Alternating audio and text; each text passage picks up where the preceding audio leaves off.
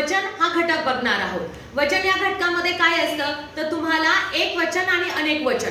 जर एक वचनावर प्रश्न विचारला तर ऑप्शन मधले तुम्हाला काय करायचं की कोणता ऑप्शन एक वचनी आहे, आणि अनेक वचन विचारायला ओळखायला सांगितलं तर अनेक वचन हा शब्द तुम्हाला ओळखता आला पाहिजे. तर याच्यामध्ये फक्त बघायचं की एक वचनी शब्द कसा आहे, किंवा एक वचनाचं अनेक वचन बनवा किंवा अनेक वचनाचं एक वचन बनवा, अशा या आधारावरती सुद्धा प्रश्न विचारले जातात.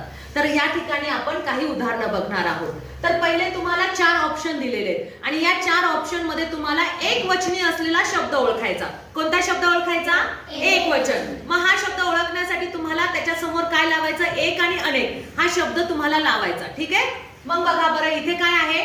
भिंती. मग एक भिंत, अनेक भिंती, म्हणजे हा झाला अनेक वचनी. हा काय झाला? अनेक वचनी. घागरी. एक घागर, अनेक घागरी, म्हणजे हा सुद्धा झाला अनेक वचनी. सरी. एक सर, अनेक सरी, म्हणजे हा पण काय झाला? अनेक. आता आपल्याला फक्त एकच ऑप्शन उरलं. बाई. एक बाई, अनेक बाया, पण इथे काय आहे? बाई, म्हणजे काय झाला? हा एक वचनी आहे. म्हणजे किती नंबरच्या ऑप्शनला तुम्ही गोल करणार? 4. अगदी बरोबर. आता या ठिकाणी तुम्हाला अनेक वचनी शब्द ओळखायचा आहे. ती एक वचनी आहे आणि एकच शब्द अनेक वचनी आहे. मग इथे काय आहे? ससे.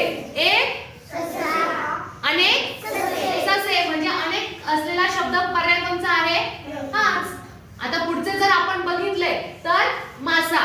एक मासा, अनेक मासे. खुर्ची. एक खुर्ची, अनेक. एक दरवाजा, अनेक दरवाजे, म्हणजे हे तिन्ही शब्द काय आहेत? एक वचनी, आणि हाच ऑप्शन काय आहे? अनेक वचन. आता इथे तुम्हाला हा शब्द दिलाय, याचा तुम्हाला अनेक वचन शोधायचं आहे. काय शोधायचं आहे? हा काय आहे? मासा. एक मासा, अनेक मासे. अनेक शब्द लावल्याबरोबर तुमच्या तोंडातून ऑटोमॅटिकली करेक्ट उत्तर निघणार. मासे. मग कुठे आहे तो ऑप्शन? 2 नंबर. आता इथे हा चटई शब्द आहे, हा उच्चारायचा आणि त्याच्यासोबत काय लावायचं? एक चटई, अनेक.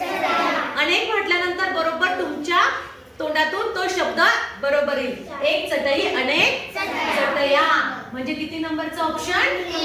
3 नंबरचं. अशा प्रकारे तुम्ही एक